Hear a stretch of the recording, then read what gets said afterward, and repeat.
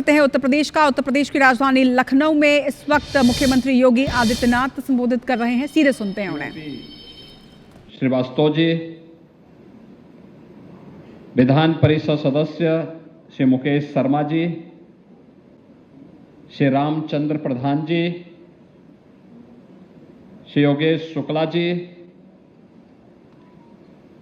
प्रमुख सचिव परिवहन श्री अमित गुप्ता जी,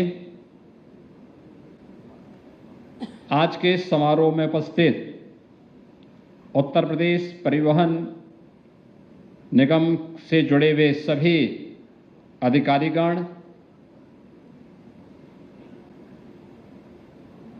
पीपीपी मोड पर जो बस स्टेशन बनाए जा रहे हैं उसके निर्माणकर्ता और उपस्थित अन्य बहनों और भाइयों, आज हम सब यहां पर एक अच्छे माहौल में इंदिरा गांधी प्रतिष्ठान के इस जुपिटर हॉल में बैठे हैं। आपने देखा होगा, यह अपने आप में एक मॉडल है।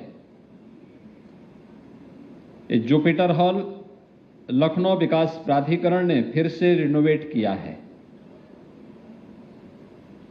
पैसा लगाया है तो पैसा कमाया भी है। 4 वर्ष में 32 करोड़ रुपए से अधिक की आय अकेले सभागार से लखनऊ विकास प्राधिकरण को हुई है। तो इसलिए इतना शानदार माहौल आज उन्होंने यहां पर इस कार्यक्रम के लिए भी उपलब्ध करवाया है। तो मैं सबसे पहले इंदिरा गांधी प्रतिष्ठान, जो प्रदेश की राजधानी का सर्वाधिक सार्वजनिक कार्यक्रमों का एक केंद्र बिंदु है, उसमें जुपिटर, मार्स और मरकरी के साथ ही अन्य सभागारों के पुनर्विकास के लिए, सुंदरीकरण की इस योजना के लिए हृदय से धन्यवाद देते हुए इस पूरे कार्यक्रम के लिए उनको बधाई देता हूं।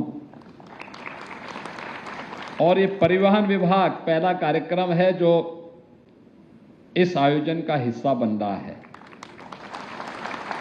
यानी जुपिटर हॉल के पुनरुद्धार और पुनर्विकास कार्यक्रम के बाद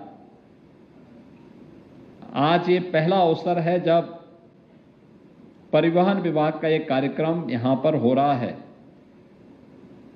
क्योंकि कार्यक्रम का शुभारंभ करने के लिए, कार्यक्रम तो 11 बजे से मुझे बताया गया था, तो मैं मानता था कि मंत्री जी आपके 12 बजे तक पहुंचेंगे तो मैं भी पहुंच जाऊंगा। लेकिन मैं मीटिंग में ही था, मुझे 10 ही बजे बताया गया कि मंत्री जी पहुंच गए हैं। वे रात्रि में भी 12 बजे तक यहां थे और हम लोग 11 बजे, अब मेरा एक भाषण भी प्रारंभ हो चुका है।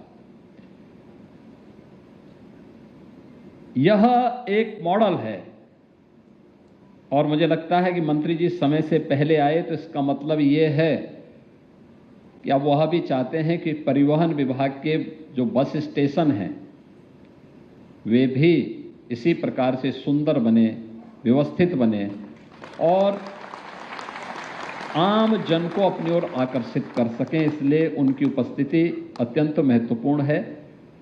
मैं आज जिन परियोजनाओं का यहां पर शिलान्यास हो रहा है, शुभारंभ हो रहा है या लोकार्पण हो रहा है, इसके लिए परिवहन विभाग को अपनी शुभकामनाएं देता हूं, बधाई देता हूं और शुभकामनाएं भी देता हूं। परिवहन विभाग प्रदेश के पब्लिक ट्रांसपोर्ट का सबसे बड़ा माध्यम है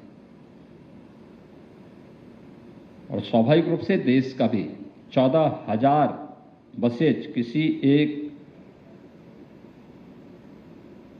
निगम के पास हों और उसके माध्यम से संचालित हो रहे हों, या उत्तर प्रदेश परिवहन निगम सफलतापूर्वक अपनी सेवाएं प्रदान कर रहा है। उसके चैलेंजेज भी हैं।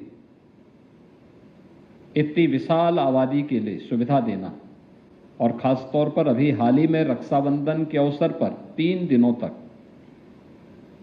दिनों तक लगातार बस सेवा, और वह भी बहनों को फ्री में बस सेवा को जो सुविधा आपने उपलब्ध करवाई वो और भी शानदार थी।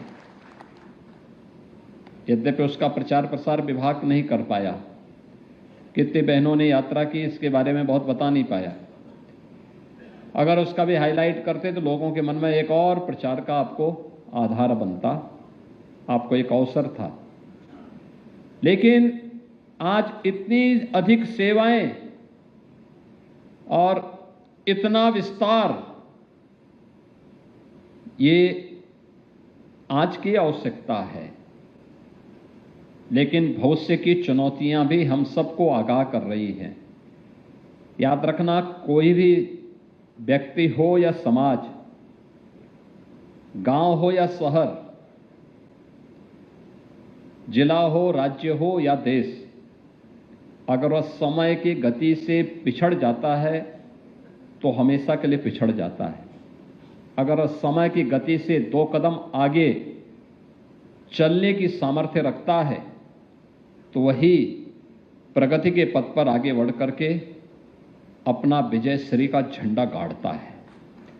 और उस विजय श्री की प्रगति की यात्रा में विजय श्री का झंडा गाड़ने के लिए हम भी विकसित भारत की इस परिकल्पना के सारथी बनेंगे। परिवहन विभाग के सामने पब्लिक ट्रांसपोर्ट की, सार्वजनिक क्षेत्र से जुड़ी हुई पब्लिक ट्रांसपोर्ट की इन सेवाओं को 3 प्रकार की उन योजनाओं के साथ हमारा शॉर्ट टर्म प्लानिंग हमारी क्या होगी, लघु अवधि की प्लानिंग क्या होगी अगले 3 साल के अंदर,